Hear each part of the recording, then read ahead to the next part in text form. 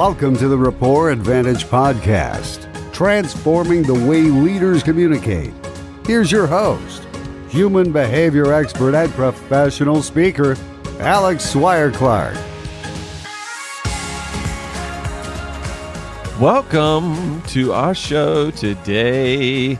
I don't really have a good starting point, so I just started singing, and then I'm looking across the room, and the sun's sort of semi-shiny, and I need to do a rain dance because my backyard is parched. How are you, Liz? I'm good, Alex. How are you? I'm doing fine. I'm chilling my high S, take care of my grass, being supportive of my yard and its feelings. It's a little brown and patchy today, but we'll help it make it through. Welcome to the Rapport Advantage podcast, everyone. If you haven't listened to our podcast before, stop. Go back and listen to episodes 2 through 6. Those are going to help you get a nice, firm foundation of the DISC concepts that we'll be talking about today.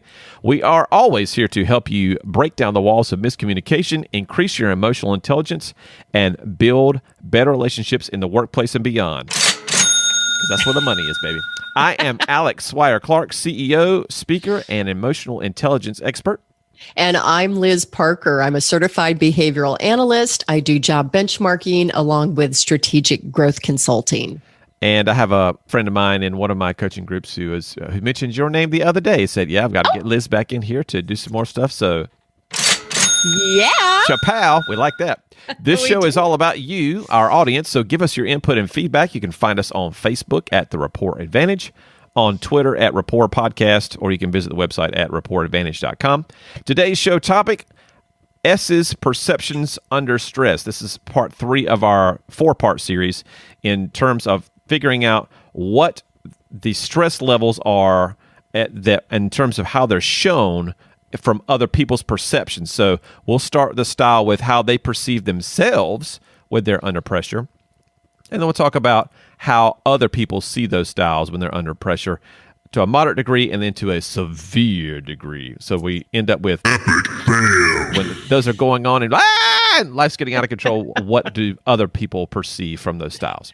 So, Alex, I think because you are a backup S style, that you should start with telling us, how do you see yourself? I'm a nice guy. And you are. You're also very considerate. Oh, that's so nice. No, I'm not. Get back to work, people. Get back to work. No, we try to be. Yeah, so some of the adjectives that we list for self-perception are considerate. And I try to hold the door open for people when I'm entering or leaving a restaurant, that kind of thing. We're thoughtful. We care about the feelings of others. And your grass. And my grass, that's right. Got to take care of my green blades out in the backyard. We are good-natured as a general rule. We're dependable for the most part as high S's. If we say we're going to do something, we're going to get it done. It may not necessarily be on the timeline that you think that we should be able to get it done, but because we don't want to let you down, that's that thing that drives our dependability. We're team players, as we've said on this podcast many times. It's all about the we, not the me. In terms of if we win as a team, it doesn't matter what part I play. I can be the guy taking the threes and making them at the end of the buzzer. I could be the guy who's on the practice squad helping the team get better. That's what we're trying to make sure we make happen for the team because it's all about the greater good. And then we tend to be good listeners. We are very empathetic by nature. We like to help people get through their own problems, talk things through, and then either give advice or not, or just be basically a shoulder to cry on or it's okay. We got you. It's going to be fine. You're okay. And I know that's hard for you to go through that list because you are humble also. S's are very humble. I mean, it is being in that background and not, coming to the forefront. All those words are so accurate. And I think that the good-natured, dependable team player, when you kind of look at how really good, loyal members are in your team, you will see those styles that they will tend to be S's. They are loyal to a fault. If you give them the tools that they need to do their job, if you appreciate them, with not necessarily that public praise, but that kind of behind the scenes, maybe a handwritten note, that appreciation, you're going to have people that surround yourself with and people that will take care of you and your organization for the long term. Definitely. Well, if we take a look and see what happens under moderate pressure, this is, the S is thinking in their own head these words that we've just described. But when they actually are getting a little pressure, they're stressed, they've got a little fatigue going on, they're going to show behaviors in a different way. And one of those is that they become very non-demonstrative, meaning they are not moving their hands. Like I'm talking right now, Alex can see me moving my hands everywhere as a high I. I can't talk if these hands aren't moving. But what an S will do would be very non-demonstrative. Nothing is showing up. Their face is not showing any expression. Their hands aren't showing any expression. But that is how the behavior looks, not how they're actually feeling. Right. And then you kind of move into that whole unconcerned body language. It's, I'm under stress, so I'm not really worried about the rest of the world. So I'm kind of almost shutting down, but no, we haven't gotten to that extreme pressure yet. But they appear unconcerned or unfazed by things. That's right. And they also will appear hesitant, even though in their head, they're thinking through things and really analyzing probably what they're going to do next as they're being supportive. They will appear that they're being more hesitant and a little slower paced. Right. And on their way to kind of shutting down, they become inflexible. And in that particular instance, they're always about the status quo anyway, and they don't like change. So under stress, they become very rigid and no, we're not going to do that because we haven't done it before. Yeah, I'm kind of scared, that type of thing. So that's what the reflection is in other people's perception. Dude, I mean, we're going to a different restaurant. Oh, I don't know, but that kind of thing. So again, these are other people's perceptions under that moderate pressure or tension or fatigue from those S's. That's it. So if we move on to what happens under extreme pressure, stress, and fatigue. Extreme drama. Sorry. That's a perfect sound effect. Again, I'm going to repeat that they are thinking in their head how considerate, good-natured team player they are. That's where they're living. But that extreme may show them as being very possessive.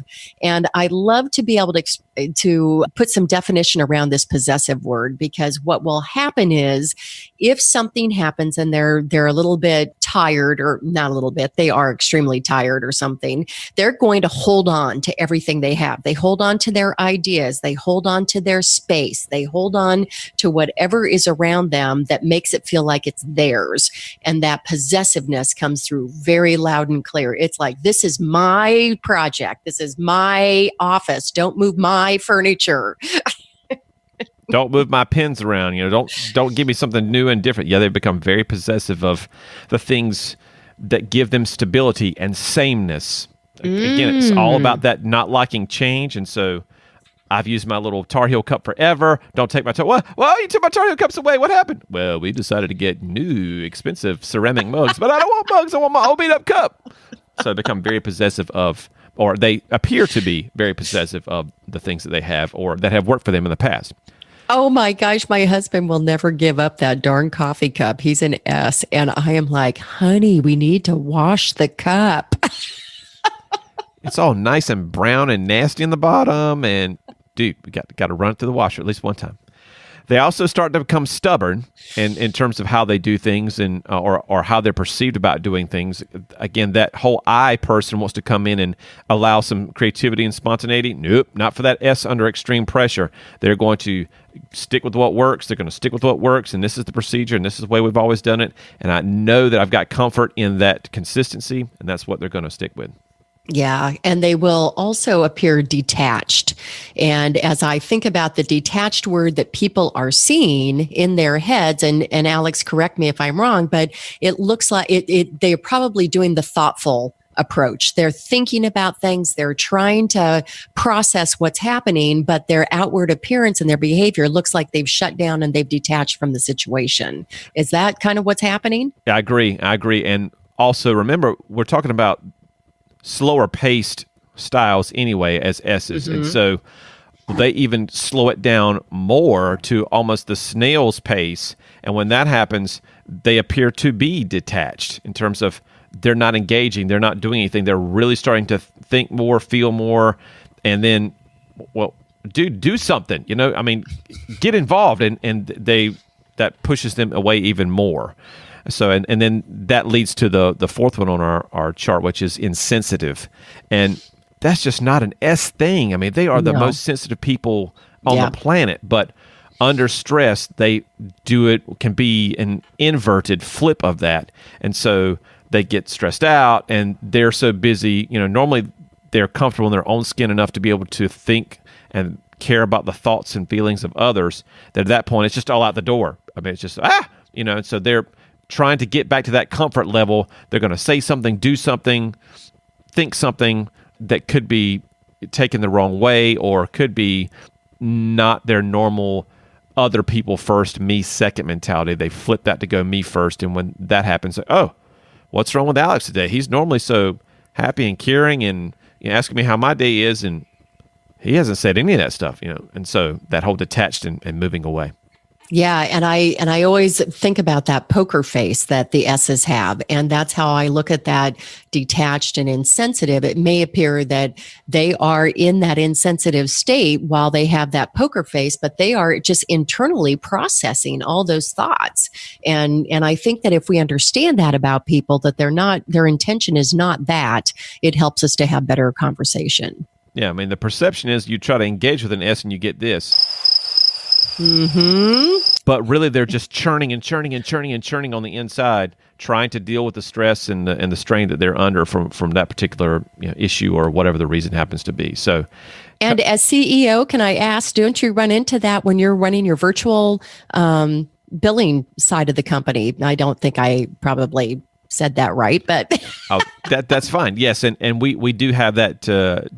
Definitely to a degree, especially on the detached side of things. We're a virtual-based company anyway, so we intentionally work through and try to make connections. We use instant messaging. We use the platform Zoom to have these video conference calls, so we're always engaged. We can see people, reach out and touch someone virtually to be able to do that. But when people become stressed, they start not using the tools quite as much. And so it's like, where's Jessie today? Has anybody seen her? Well, I know she was on earlier, and so we know that if that's the case and they're not on, they don't want to be approached, they're under stress, that's the one we have to reach out to them even more to find out what's going on, to give them a helping hand, because S's are so used to giving others that helping hand that we need to transition and be able to support them when they're under that stressful situation.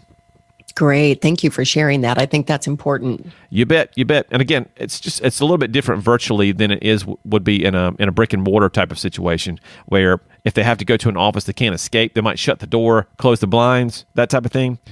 But in our virtual world, people can be as open and exposed to needing help or asking for help or giving help to others as the technology allows them to be. But you can just simply hit the off button in about 3 or 4 different spots, and then you're cut off from everything. So, yep. And I think in this technology-driven society now, we are doing more of that. So I think that's important lessons to know. That just seems also serious today, doesn't it? We went into an S mode today.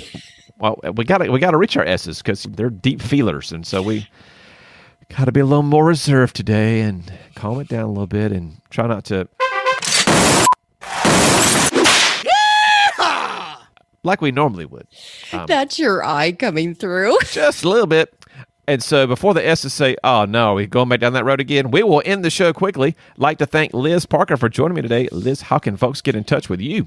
They can email me at liz@ltresults.com and visit my website at ltresults.com.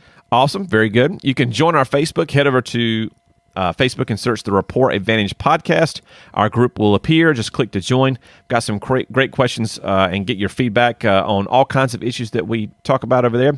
We actually went live last week on a Facebook Live, so that was fun. We'll be doing that again on this Thursday, so I'm trying to make that Thursdays at 12:15 as a consistent thing. We'll be there to answer any questions if you have. It'll be entertaining. On our next podcast, we'll finish up this series by looking at our high C friends under stress. Thanks so much for listening. We'll see you next time. Bye-bye. Thanks for listening to the Rapport Advantage podcast. We'd love to hear from you. Join the conversation on Facebook at the Rapport Advantage and follow us on Twitter at Rapport Podcast.